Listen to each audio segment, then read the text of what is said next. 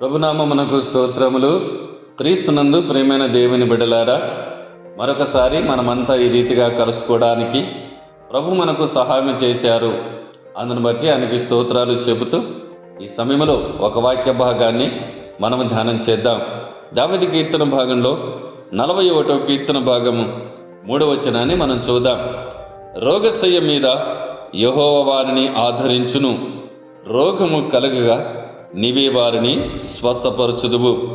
దేవుని బిడ్డలారా, రోగశయ్య మీద ఉన్నటువంటి వారిని కనికరించే దేవుడు ఆయన. మరి రోగాన్ని బాగు చేసేవాడు కూడా ఆయనేని బైబిల్ చెప్తుంది. నిర్గమకాండము 26వ అధ్యాయం 15వ వచనంలో మనం చదివితే, ప్రియులారా, అక్కడ ఒక మంచి మాట వ్రాయబడి ఉంది. నిర్గమకాండము ఒకసారి మనం చూద్దాం ఆ మాటను. నిర్గమకాండములోన బైబిల్ గ్రంథములో మరి ఇశ్రాయేలు జనాంగముతోటి మరి ఆ దేవాది దేవుడు మోషే ద్వారా చెప్పినటువంటి ఒక మంచి మాట నేను మీకు జ్ఞాపకం చేస్తాను. చదువుదాము, చూడండి. నిర్గమకాండము మరి 15వ అధ్యాయము 26వ చివరి లైన్లో, నిన్ను స్వస్థపరచు యెహోవాను నేనే అనెను. నిర్గమకాండం 15వ అధ్యాయం 26వ వచనంలో. కనుక దేవుని బిడ్డలారా, గమనించండి ప్రియులారా, మరి స్వస్థపరచు దేవుడు ఆయనే.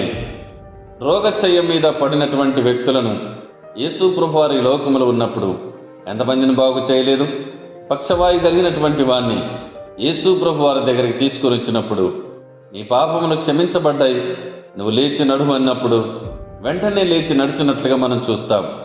బెతెస్దా కోనేటి దగ్గర 38 సంవత్సరాలుగా రోగస్తుడు పడి ఉంటే నువ్వు లేచి నడుమంటే నడిచాడు. ప్రియులారా, కనుక రోగశయ్య మీద ఉన్నటువంటి వ్యక్తులు ఎవరైనా సరే ఒక్కసారి ఈ సందర్భంలో ఈ మాటలు వింటున్న సోదరుడా, సోదరి, ఆయన వైపు చూడు, ఆయన స్వస్థపరిచే దేవుడు.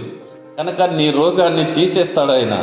ఒక్క క్షణములో ఆయన మాట సెలవిస్తే చాలు, నువ్వు లేచి నడుమంటే నడిచాడు. కనుక నీ రోగము బాధకరమైంది, వేదనకరమైంది అయితే ఈ సమయంలో నీకు మంచి వార్త, నిన్ను స్వస్థపరిచే దేవుడు నీ ముందు ఉన్నాడు. కనుక ఆయన అడుగు తప్పకుండా యేసయ్యా నాకు సహాయం చేయి, స్వస్థపరిచే దేవుడు కనుక నా రోగాన్ని తొలగించమని ప్రార్థించినప్పుడు దేవుడు తప్పకుండా కనికరిస్తాడు, స్వస్థపరుస్తాడు. అటు కృప దేవుడు మనకు సహాయం చేయనుగాక. ఆమేన్.